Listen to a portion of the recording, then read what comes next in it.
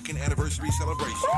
To stay in the know about the second anniversary details, download the KBLA Talk 1580 app right now. Don't miss out on your chance to be a winner. At KBLA Talk 1580, when we come forward, we're bringing everybody with us.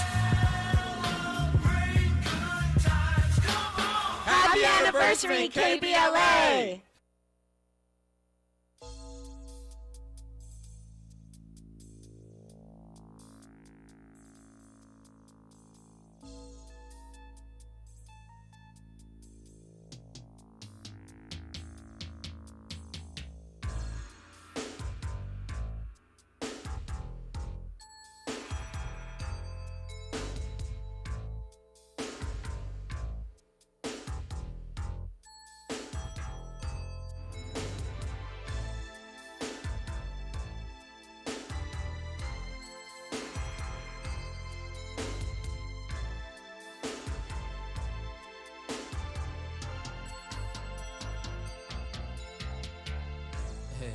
What's happening, baby? I'm the one who needs no introduction, 'cause I'm the world-class doctor, the master of seduction. I can heal all your ills and give you extreme delight, but only if you allow me to turn off the lights.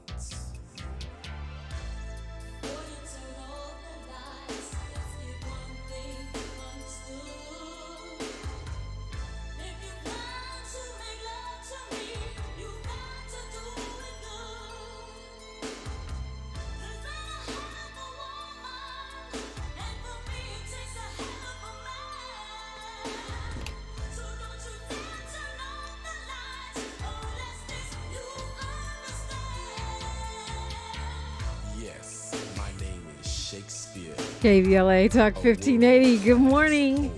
Good morning. Good morning. Yes, we are celebrating the left coast even on Malcolm X's birthday. Happy Malcolm X's birthday. I'm joined in studio, so if you want to go to YouTube, do that. KBLA 1580 by Alonzo Williams, known worldwide as Lonzo, the Godfather of West Coast hip hop. A lot of roles in the early days of hip hop, being a pioneering DJ, a club owner, label owner, and much, much more. Promoter and leader of the world-class Wreckin crew. Yes, yes, yes. Now you're an author. I'm an author, filmmaker, granddaddy, all kind of stuff. Granddaddy? Dang, you got titles. Alonzo Williams, welcome. Good morning. How you doing today, Dominique? I am blessed and highly favored. How are you? I'm fantastic. Cannot complain. Fantastic. You know, I think because we're at 50 years officially, it's 50 years since the beginning of hip hop, which I didn't see it coming. I call myself like the Forrest Gump of hip hop. I just seem to be in the right place at the right time. Okay. Not really a historian. I was there. I was rapping. Oh yeah, and then Tupac did this, and then right. So it's 50 years in, and so everybody's looking back and doing these retrospectives and these analysis. And I feel like I hear a lot of different stories about the birth of hip hop on the West Coast. You know what? One of my podcasts, I do with Dr. Dre from UMTV Raps, Legendary Connects, and we were talking about the start of West Coast hip hop, and I said it might not be 50 for us. Okay? Right. It might not quite be 50 for us. You guys had a little bit of a head start. We might be at about 46, 47, okay? West Coast might not be 50, but it all depends on who you talk to and what you want to use as a starting point. Right.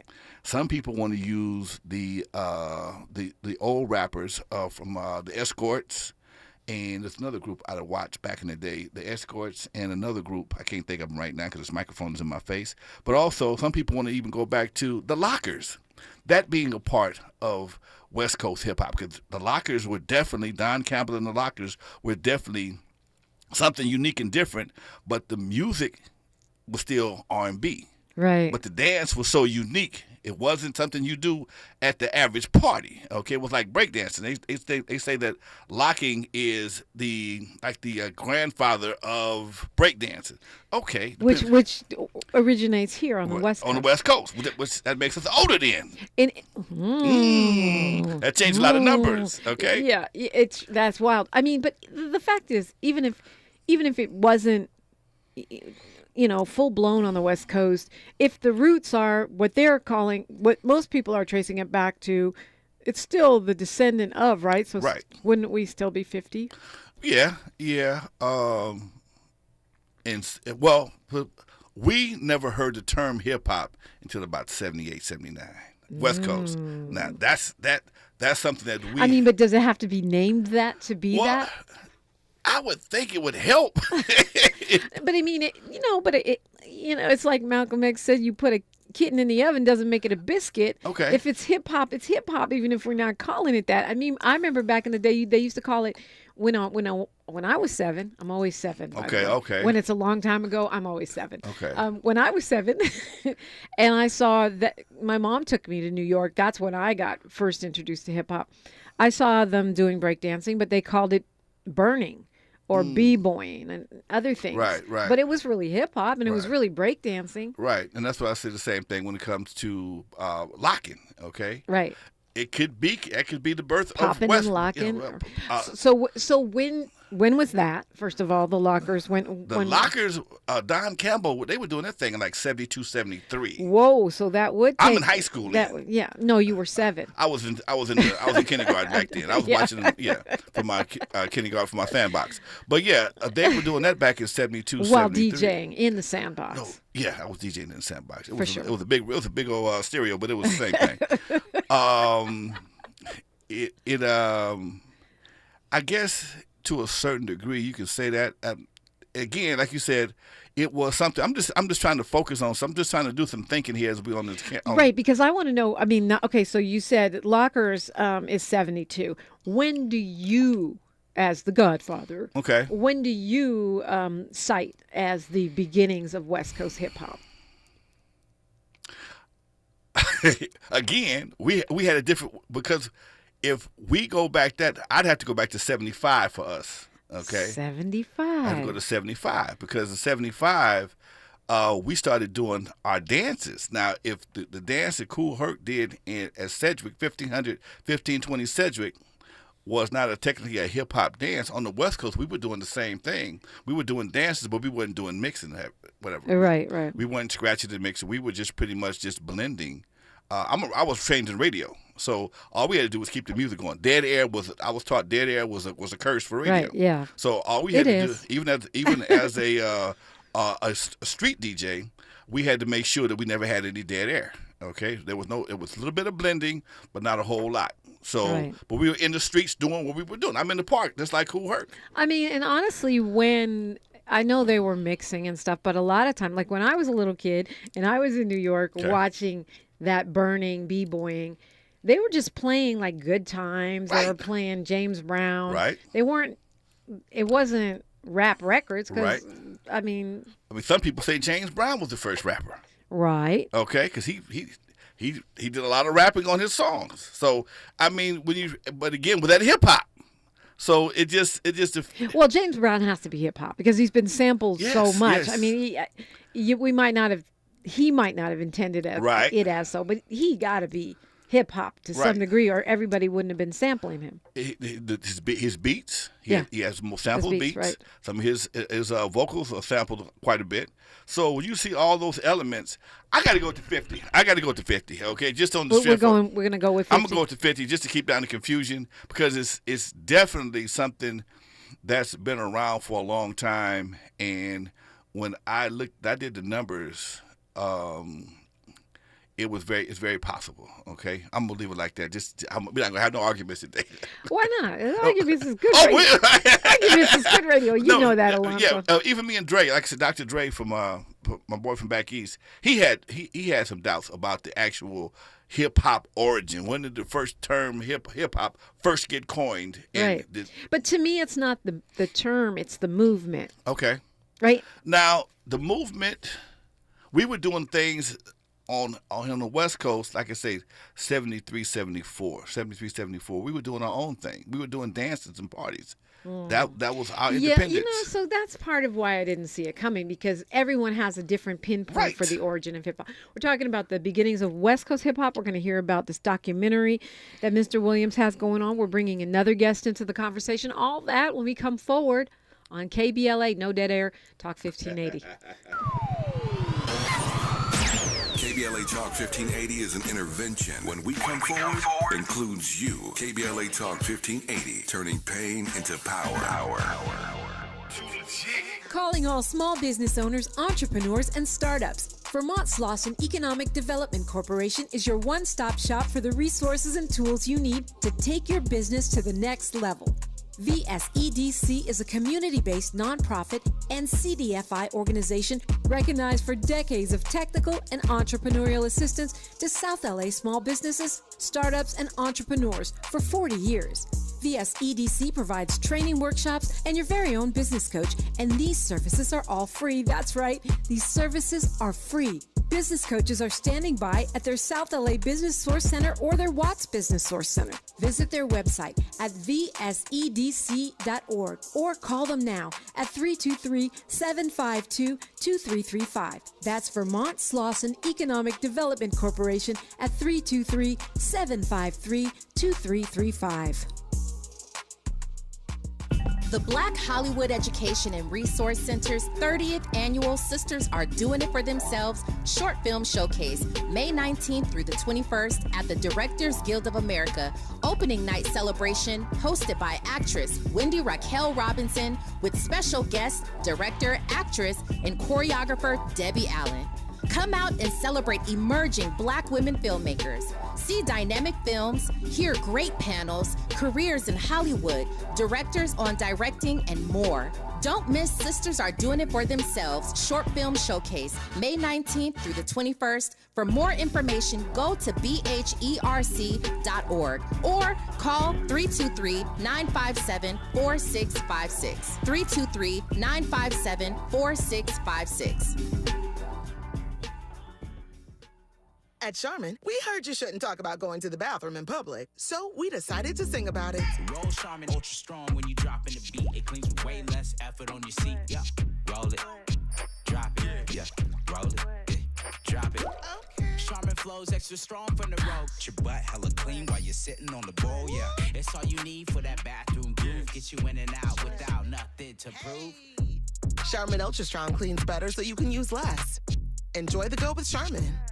Are your investments going nowhere? Here's a tip that always pays big dividends. Invest in yourself, your talent, your smarts, your skills. Maybe it's time to make that investment and start a career in IT or upskill to boost your current career. At My Computer Career, you can bank on us. We'll help you get the right skills and the right certifications to start or advance your IT career. IT keeps growing, so go with the growth at My Computer Career. The right training, the right timing, the right career. Invest in you at mycomputercareer.edu. Start now. Thanks for waking up with Dominique DePrima on KBLA Talk 1580.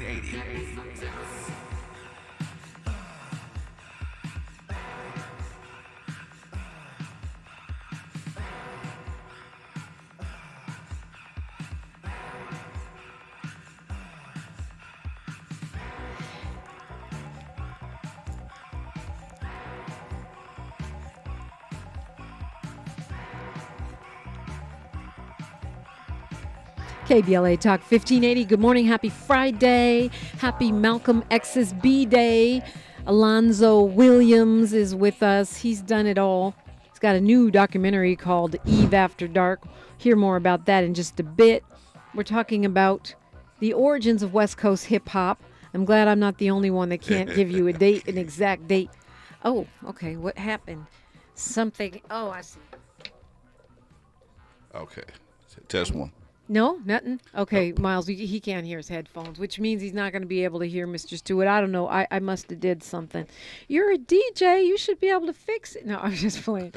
So yeah. So there you go. You did something right. There you go. Miles, Miles good, low. Good. No, it just went away. Oh, we got a short. Test one, sounds two. like we got a short. We're gonna swap out on you.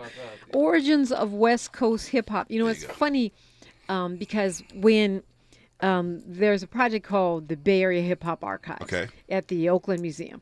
Okay. And they're doing they're documenting Northern California hip hop and putting it in the museum so anyone can access it. Okay.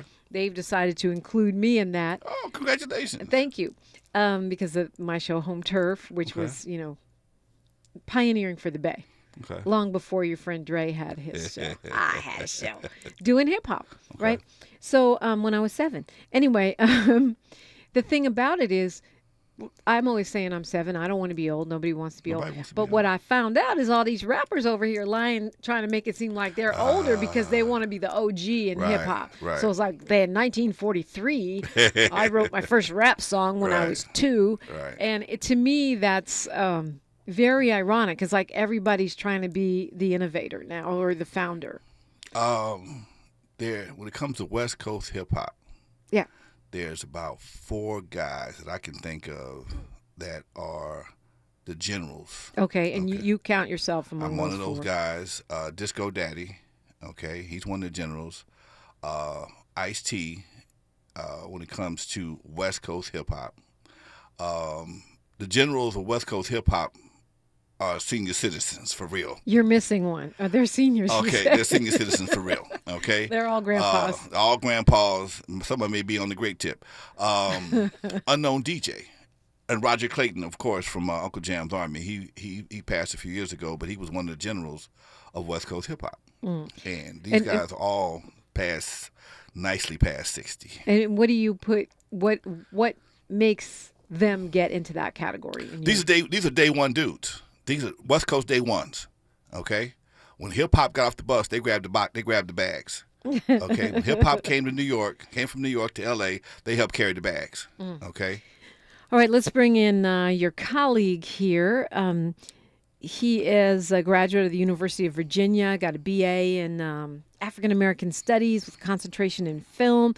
He's the founder of Velocity Productions Ltd. Limited, and he is a follower of the success of Hip Hop for Life. Hip Hop for Life is his piece, I should say. Yeah, and it is a series. David Velo Stewart is his name, and we welcome him. Good morning. Good morning. Thank you very much for having me. Yeah, thanks for coming into the conversation. So, Alonzo just named 4, 5, if you count yourself. Yeah. Generals, OGs, triples of the West Coast hip hop scene. Do you agree with that? Do you want to add to that? What do you think?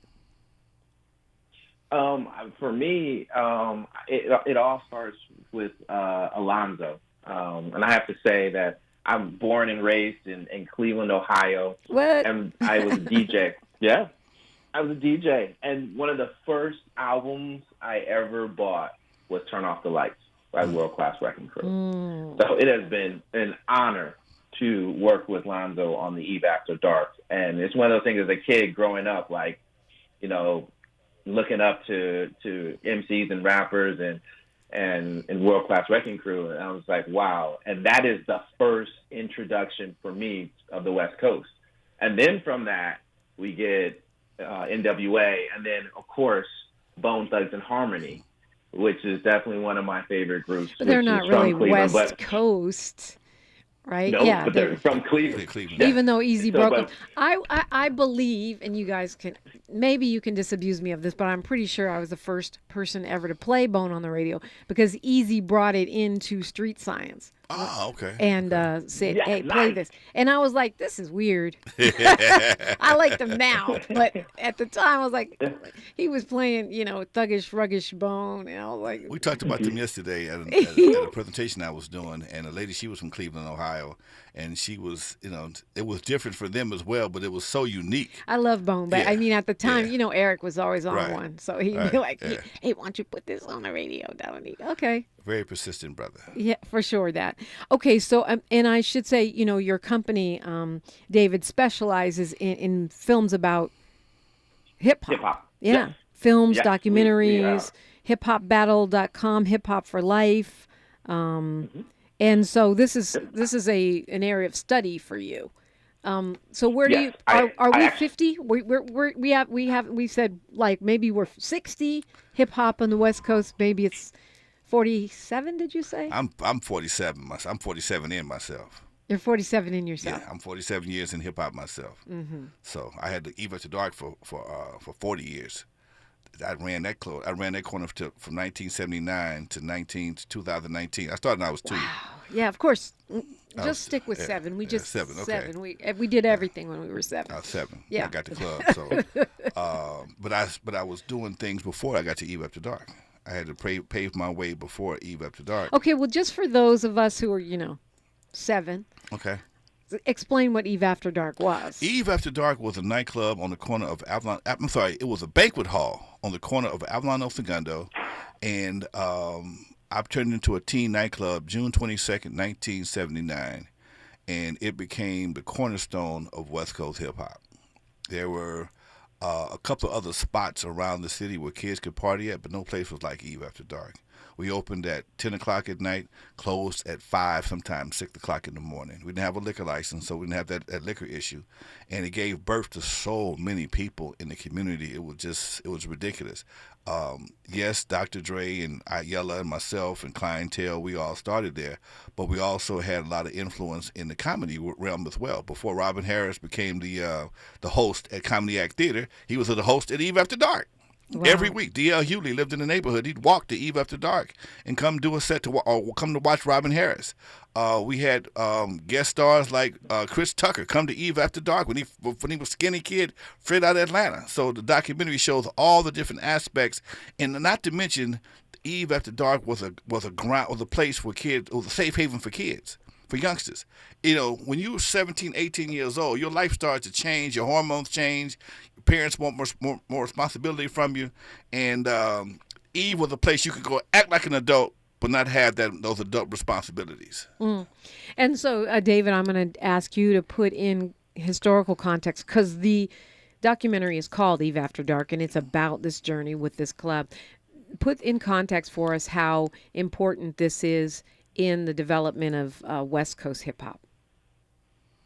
And it kind of going back to your first question to me in terms of like the 50 years. Yeah, I feel like it's on how you define it in terms of hip hop. And I once met with KRS-One, and he was talking to us about the temple of hip hop, and I was working on my film Hip Hop for Life. And KRS-One was urging or emphasizing the definition of hip hop being an artistic, creative movement that helps kids beat the streets. Mm-hmm. And that is what I would say, like, we're at 50 years. And that's what I also would say is so important about Eve After Dark, is that it was a positive place where people were coming to, or kids were coming to dance and meet and socialize. And it was helping them stay away from other things in society that may be negative. And so it is truly the first hip hop club on the West Coast. It's funny that you say that, because it's reminding me when I was new in hip hop and I was living in the Bay, it was always some, warehouse or some banquet hall or underground kind of spot. It was never an actual club or spot that we had. We would just, it would just be a party somewhere that you would somehow know about. Because remember, we didn't have social media back then. We figured it out. It was the hood grapevine. That's how we started here on the West Coast, doing different little underground parties, whatever the case may be. And I was the first guy that was blessed with his own stationary venue every Friday and Saturday. And that's what changed the game completely, because everybody knew where to find me at. They knew where to find the party at. And they respected it. Even the gangbangers respected it. Some of my best friends were gangbangers. I never gangbanged, but because I had a relationship, I established myself as a DJ in various hoods that was not a gangbanger. When I opened up my club, they all knew me. Hey, that's Alonzo's club, the Disco Alonzo's club on Avalon. And they felt comfortable coming there because they knew I wasn't about that. I never represented one side or another. In fact, I was telling my friend on the way over here, my brother was the only person I knew that was a Crip and a Blood. How is that even possible? We lived in Blood territory, but he went to school at Gardena High School, and he hung with the Shotgun Crips. So he hung, all his friends were Bloods, and he was an active gangbanger, okay? and all his friends were Bloods, but he also went to school with the in Gardena, and he hung with the shotguns. And because he did that, the shotguns and the Anthons never had a clash. So so he was like an early interventionist. Yeah, exactly. I mean, because Bo Taylor, may he rest in peace, I mean, would have been identified as a Crip, but he talked to everybody. And stopped people from beefing. Right. But I don't think he was. I know for sure he wasn't a Blood and a Crip at the same time. He identified with his own neighborhood. You're right, but he had relationships that was on both sides of the fence. For sure. Yeah. Okay. Interesting. Okay, we got 2 minutes before news, traffic, and sports. The documentary. I'm sure it's more than a club. It's a journey of. I haven't seen it yet. I can't wait to see it. It's really the journey of the art, right? A journey of the art, and it also shows how a dad's belief in his kid changed the world. Two men, my dad and the club owner, gave me opportunity that nobody else had at that time. And because they believed in me and they guided me, they didn't throw me out there. They guided me throughout the whole process to make sure that we were programmed for longevity. And that's the crux of the story. That's wild, because if you think back then, a lot of adults were really haters. Oh yeah. I mean, rest in peace to my dad, but he wasn't the biggest fan. Even though some people could trace the origins of all of this back to him as a poet and the founder of the Black Arts Movement. Right. I think for a lot of adults, it took a while to get on board with the whole concept. These guys saw what I was doing and just like they told me in the record business, widgets is widgets. I do adult clubs, and I don't know what you're doing, but I'm gonna watch you do it. And when I see you making a mistake, a common mistake, I'll correct it. But do what you do. You hanging up posters for advertising? You passing out flyers for advertising? If that works for you, do it. But you guys still have to stay within these guidelines, no matter what you do. And that's one thing. So it's like the business part. The business part don't change. Right. Okay. You pay your bills these days. Take care of these people. How you promote? What kind of music you playing? I don't care about that. Okay. Y'all spinning on your heads. I don't care about that. Just don't hurt. Just don't break nothing. Yeah. We're talking about the origins of West Coast hip hop. We're talking about Eve After Dark, the documentary, and the club. And you're invited in. It's KBLA Talk 1580. More of First Things First with Dominic DePrima when we come forward. Hi, everybody. I'm Mike Moore. Thank you for joining us on this Friday morning here on the Black Information Network. Now, here's the latest. President Biden will meet with leaders of the Quad Alliance on the sidelines of the G7 summit in Hiroshima, Japan. It comes after a planned meeting of the countries, which includes the United States, Japan, India, and Australia, scheduled for next week in Sydney, was put on hold. Biden cut his trip short as negotiations over raising the debt ceiling have become more urgent. Now to Colorado, with the results of this week's Colorado Springs mayoral race. Data shows fewer voters in the state are registering as Republicans. The Springs elected its first ever black man to the city's top office. Yemi Mobolade beat out former Secretary of State Wayne Williams with 58% of the vote Wednesday. And that's the latest. I'm Mike Moore from your 24/7 news source, the Black Information Network, and BINnews.com. DQ presents The Sound of Summer calling. Hey, it's me, Summer. You gotta get to DQ for the new Summer Blizzard menu, like new peanut butter puppy chow and the return of s'mores. Okay, see ya. Get it in the app. DQ. Happy tastes good. This is the KBLA Sports Minute with Ray Richardson. The Lakers return to L.A. with a lot of work to do to turn things around in the Western Conference Finals. The Lakers are down 0-2 after losing by 5 in Denver last night. Jamal Murray scored 23 of his game-high 37 points in the fourth quarter. If it wasn't for Rui Hachimura's 21 off the bench, the outcome might not have been that close. LeBron and Anthony Davis combined to make only 13 or 34 shots. AD was 4 for 15 in 41 minutes. LeBron was 0 for 6 on three-pointers, missed 3 layups, lost the ball out of bounds on a wide-open fast-break dunk, and committed a turnover with 8 seconds left. The Lakers will not come back and win this series if their best two players are struggling like that. Game 3 is Saturday at 5:30 at Crypto.com. No debates, no speculation, just the info you need. That's your KBLA Sports Minute. I'm Ray Richardson. More news, opinions, and conversation when we come forward on KBLA Talk 1580. Ladies and gentlemen, the President of the United States of America. The story of Emmett Till and his mother is a story of a family's promise and loss and a nation's reckoning with hate, violence, and abuse of power. It's a story that was seared into our memory and our conscience, the nation's conscience, when Mrs. Till insisted that an open casket for her murdered and maimed 14-year-old son. She said, "Let the people see what I've seen." The reason the world saw what she saw was because of another hero in this story, the black press. Jet Magazine, the Chicago Defender, and other black radio and newspapers were unflinching and brave in making sure America saw what she saw. Ida B. Wells once said, and I quote, "The way to right wrongs is to turn the light of truth upon the wrongs." Turning the light of truth upon the wrongs. We're unapologetically progressive. KBLA Talk 1580, and we don't black down.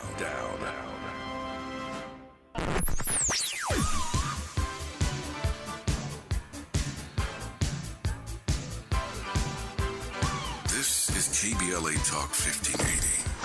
Talk radio that's music to your ears. We're unapologetically progressive.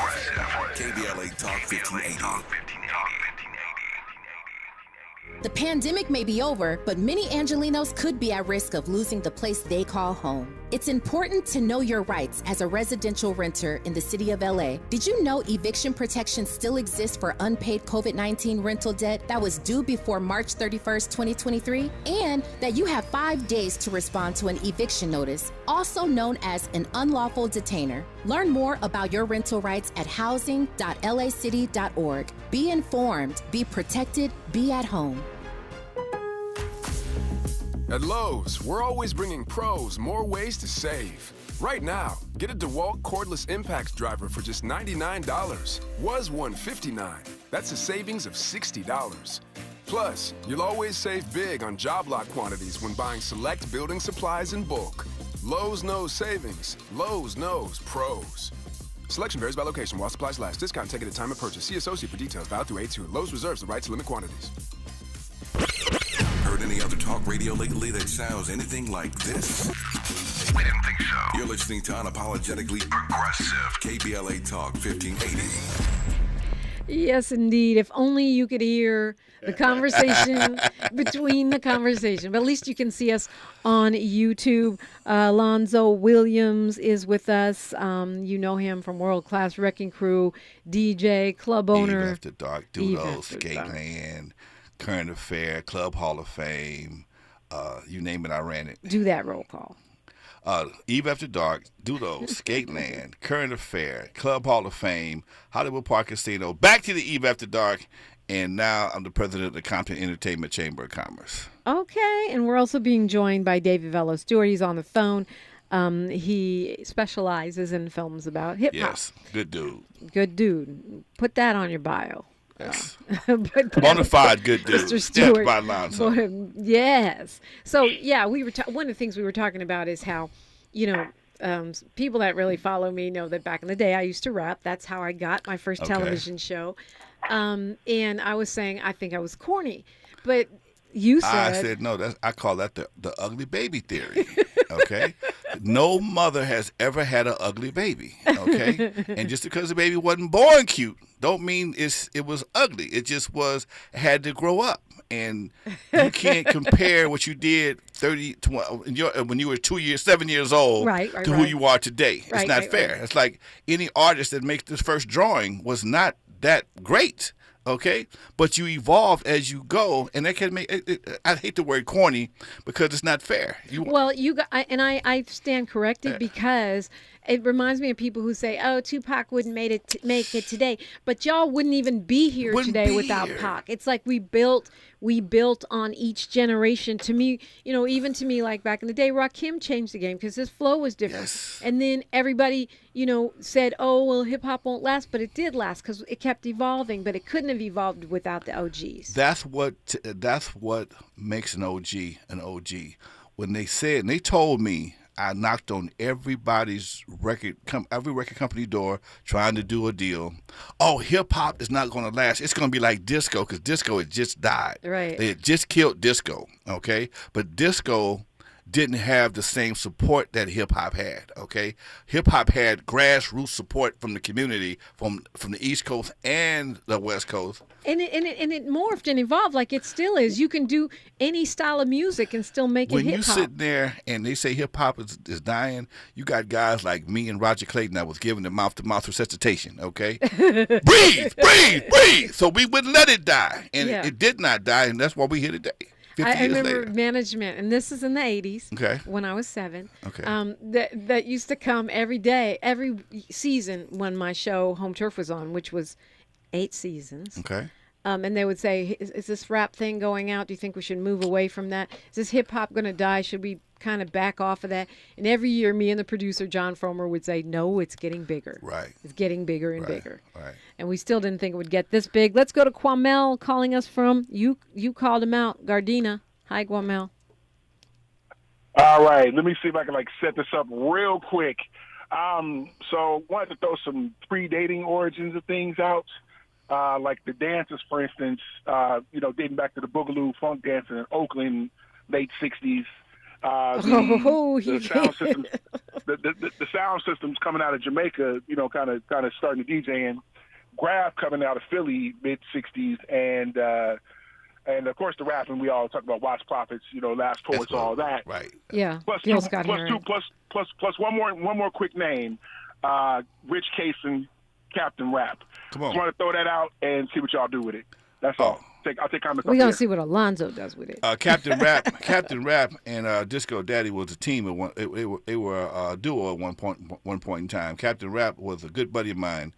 I know his real name, Glenn, and they were a original West Coast duo, Captain Rap and Disco Daddy. Disco Daddy was a DJ at a club off of Crenshaw, and Captain Rap was his green-eyed partner. And one of his songs is a classic today, "Bad Times." Disco Daddy, Captain Rap, produced by Rich Kaysen. "Bad Times" was a classic. Rich Kaysen was the Dr. Dre of West Coast for years.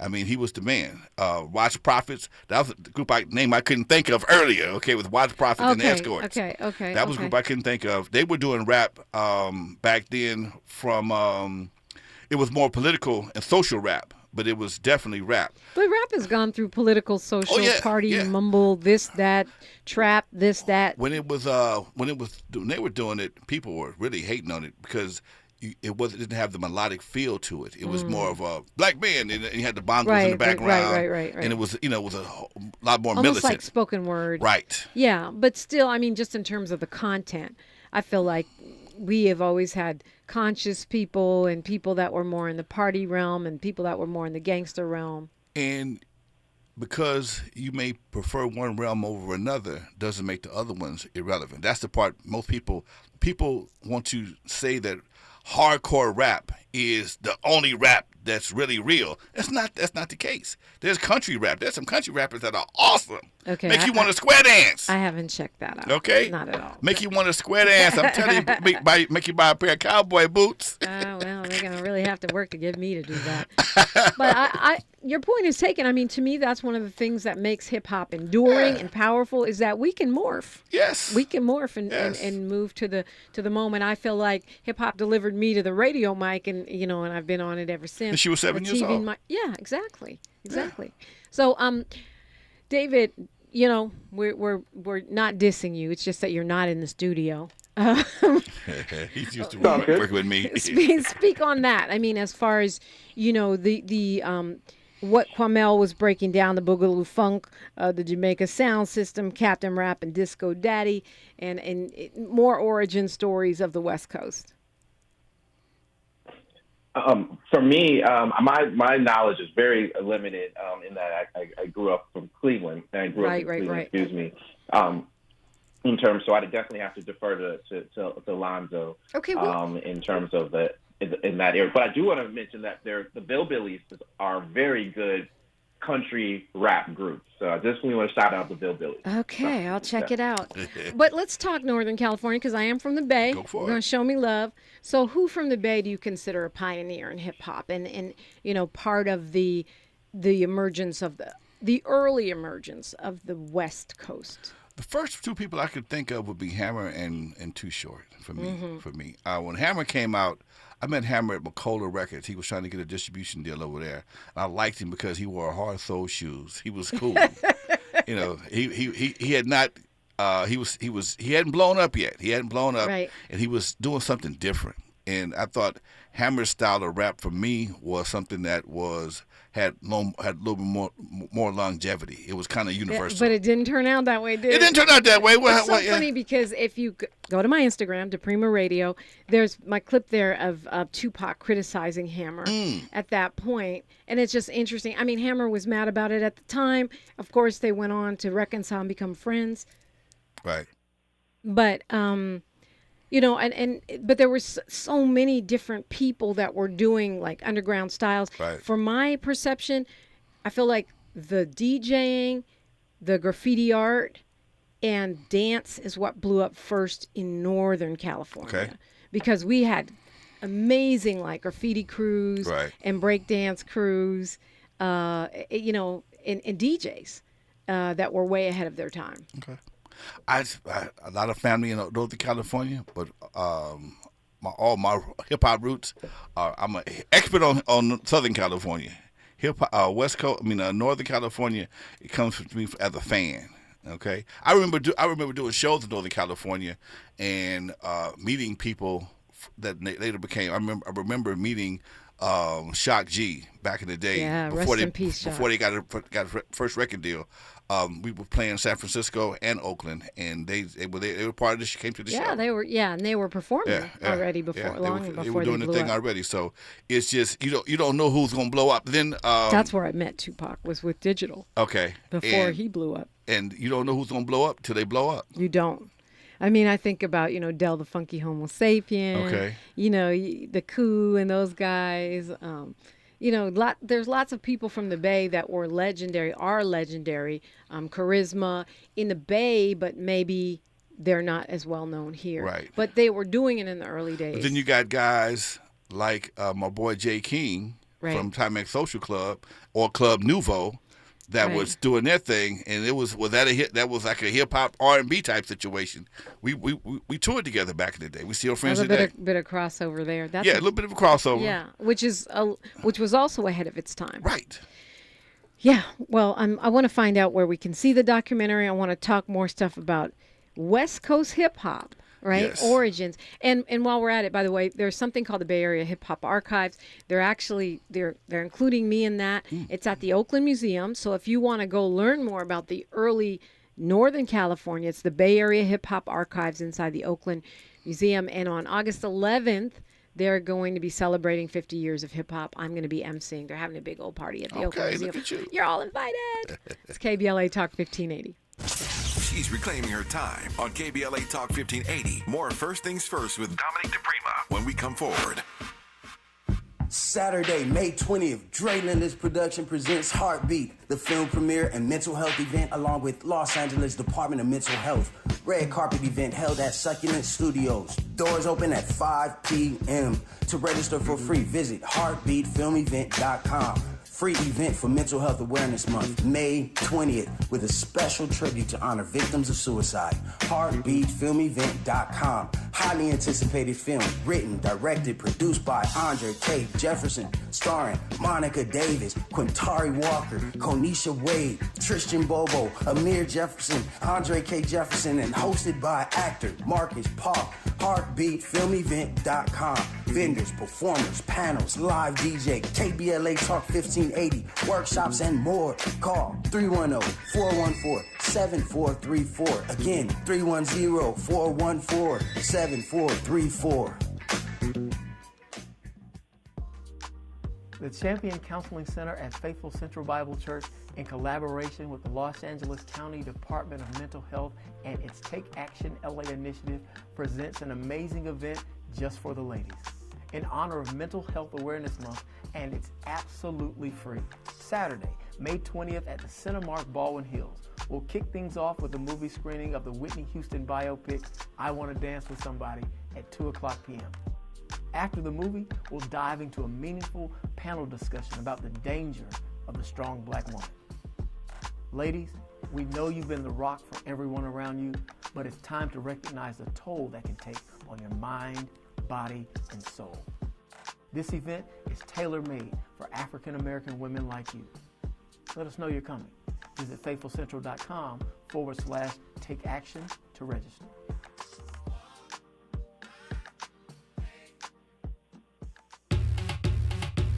My milkshake brings all the boys to the yard, and they're like, it's better than yours. Spilled your milkshake? Quick, the quicker picker upper. Bounty picks up spills quicker. And each sheet is 2 times more absorbent, so you can use less than the leading Ordinary brand. So you can get back to your milkshake.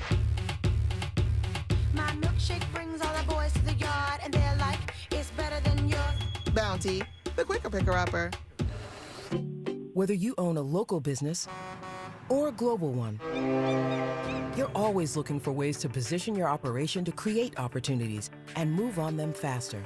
With Bank of America, you get access to experts, award-winning insights, and business solutions so powerful, you'll make every move matter, locally and globally. Visit bankofamerica.com/banking for business to learn more. What would you like the power to do? Copyright 2023 Bank of America, N.A. This is KBLA Talk 1580, where hate loses and love wins. And where hip-hop wins and where we are celebrating the birthday of Malcolm X.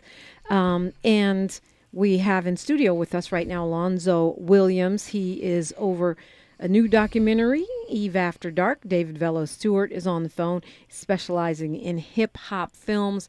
Want to make sure I shout out Money B. He not only does he do the intro to my show every day on KBLA, Raw Fusion, which is DJ Fuse and Money B, existed before Digital Underground. I can't remember.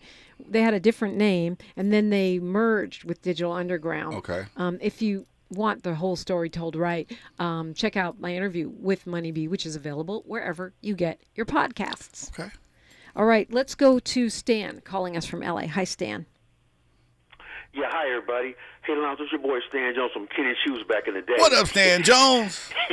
Yeah, I've been a fan for Alonzo. He was doing retail selling shoes, and then he would go to the Eve After Dark. I would check him out. But a quick question, Alonzo, also at Eve After Dark, I know they would have some gospel nights, some praise and worship nights. And how is, like, gospel inspirational West Coast rap getting attention? You know, like Fred Price Jr. did a thing at Crenshaw Christian Center called Gospel Hip Hop. So how is gospel inspirational hip hop picking up a little bit?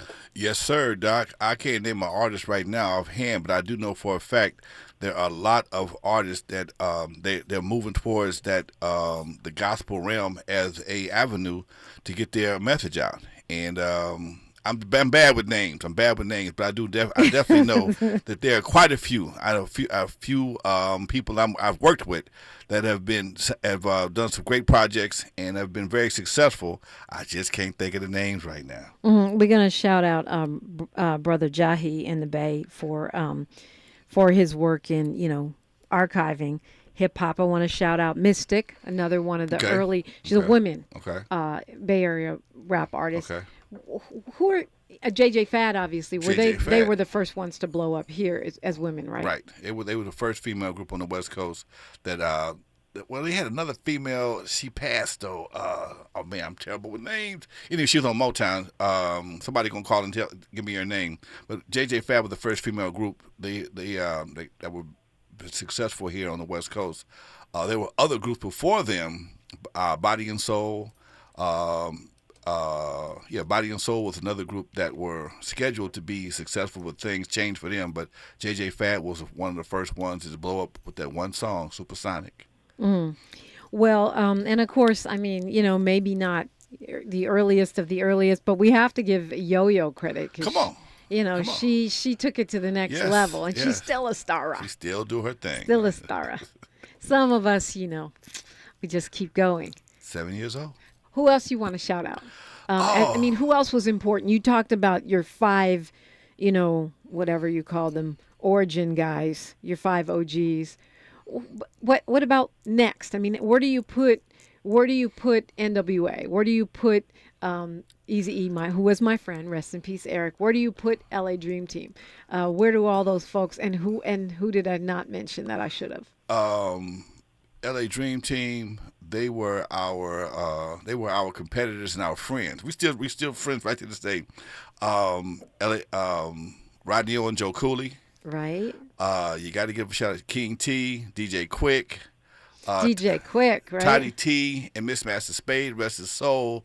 These guys were on the very beginning here on the West Coast doing their thing. Who else we can go to? NWA changed the direction of hip-hop.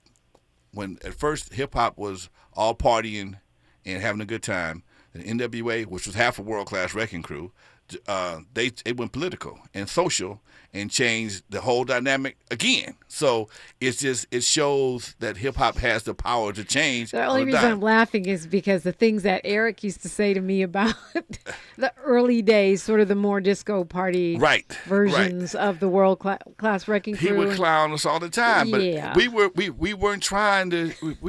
We were players, and we was not trying to shoot nobody. We was trying to, don't get me started, we was trying to get laid, okay? We was not trying to shoot nobody. We wasn't into the game. I tell people all the time, when you look at the history of hip-hop, look at 2 movies, House Party and Boys in the Hood, okay? Okay. Early hip-hop was House Party, okay?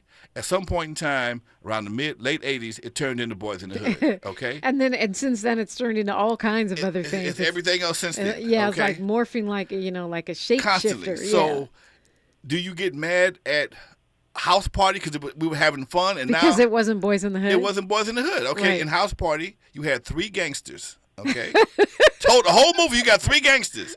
In Boys in the Hood, everybody's a gangster except for 3 people. Right. Okay? It reverses completely. And the streets did the same thing. The streets did the same thing.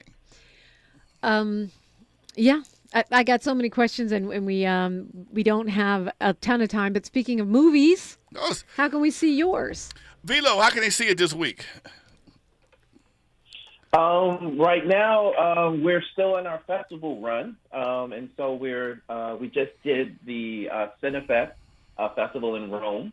And we premiered at the Pan-African Film Festival 2023 back in February. We've gone to different colleges to show it.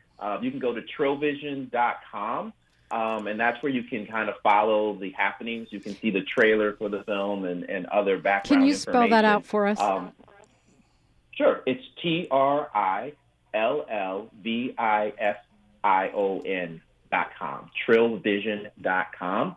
And that's pretty much our home for it. And we also have an app for Trill Vision as well. But if you go there, you'll definitely be able to watch the trailer and teaser and see photos and follow the different festivals. So we're definitely waiting to hear from like 3 or 4 other festivals out there. And we've also done some local screenings here at like Barbara Morrison Center. And so I think we have one coming up in Long Beach as well. We're looking to do Carson. Okay. So you'll let me know so yes, I can surely will. Tell people where to find it. And a lot of times when films like Eve After Dark do the festival circuit, they end up with distribution deals. They're looking for distribution deals, either streamers or to theatrical release. Is that what's in the future, David? Or you call him Velo? Velo. Yeah. Velo. I said it wrong. Yeah. Velo. Yeah. So, yes, 100%. That is exactly as we continue our journey. We hope to, by the end of the year, 4th quarter, be able to have it on a platform that people can come and see, like Amazon or Tubi or what have you. But right now, we're kind of just enjoying the festival ride, which has been great. We also there's also a second documentary being produced that's in post-production right now. It's called NWA, Not Without Alonzo. That's being produced by my good buddy Professor Tim Connolly. Okay. And that's the history of my story, because my story being the Godfather, the reason why I'm the Godfather, I've covered so many different bases in my career as the West Coast Godfather, club promoter, DJ, record company owner, distributor. Reason why JJ Fad is who JJ Fad is, because I formed a record distribution company called West Coast Record Distributors that put JJ Fad out and blew him up. Then we sold him to Ruthless. Okay, so there's so many different moving parts, especially in the beginning of West Coast hip hop. I'm one of them people that's been diagnosed with ADHD, but because I had money to finance what I wanted to do, I did a whole bunch of stuff. Mm-hmm. And my documentary tells you all the stuff that I did, and you can't tell everything in an hour and a half. So that's why we have two. Actually, we have 3 documentaries in production right now. And so we'll keep our eyes on Trill Vision. Is that where we'll be able to track them? That's the one that's available right now. Or follow you on AlonzoWilliams.com. If you really want to follow me, take this number, 424-363-8141, and just text Lonzo, and you'll be on my personal text list, and you'll be up to date on anything we're doing. 424-363-8141. Text Lonzo. See, that right there is classic promoter move. Yes. Now everybody has your number. Everybody got my number. Everybody feels special. They feel special. I will get an email on my phone, and we'll be communicating on anything we have going on. That's amazing. Well, we just have about a minute, a little under a minute. I don't want to go. Okay, well, you have to come back. Part 2, part 3. David, just real quick, what do you want to say? What do you want to say? David Velo. What do I want to say? Stewart, yeah. First, I just want to say thank you for allowing us to come on and talk. We really, really appreciate it. Thank you so much. Your knowledge is breathtaking on hip-hop. And I just want to say that I want people to come out and see this film. It's so special. It's a great emotional ride. It tells an amazing story. And you're going to learn new things about West Coast hip-hop that you just didn't know, especially when it comes to the Run DMC's influence on it all. I'm not going to spoil it. Can't wait to see it. I have to say that. Okay. Oh, it's so funny. It's good. Real quick, Lonzo? Yes. What do you want to say? I want to thank everybody for supporting the documentary so far. Thank you for having me on the show today. Of course. You can follow my website, AlonzoWilliams.com, and check out my podcast, NWA Stories with Lonzo, on Tuesdays with my man Dusty Vision, and every Thursday with my man Dr. Dre, do Legendary Connects. Well, thank you guys both so much for being on the show, and I can tell this is an ongoing conversation. Yes, ma'am. Thank you very much. Yes, indeed. The best of Tavis Smiley is up next. He's got a great highlights from the week. I'm Dominique DePrima. History's now, and we're making it together. Until Monday, one love. KBLA 1580 Santa Monica. Hi, everybody. I'm Mike Moore. Thank you for joining us on this Friday morning here on the Black Information Network. Now, here's the latest. President Biden will meet with leaders of the Quad Alliance on the sidelines of the G7 summit in Hiroshima, Japan. It comes after a planned meeting of the countries, which includes the United States, Japan, India, and Australia, scheduled for next week in Sydney, was put on hold. Biden cut his trip short as negotiations over raising the debt ceiling have become more urgent. Now to Colorado with the results of this week's Colorado Springs mayoral race. Data shows fewer voters in the state are registering as Republicans. The Springs elected its first ever black man to the city's top office. Yemi Mobolade beat out former Secretary of State Wayne Williams with 58% of the vote Wednesday. And that's the latest. I'm Mike Moore from your 24/7 news source, the Black Information Network, and BINnews.com. DQ presents The Sound of Summer Calling. Hey, it's me,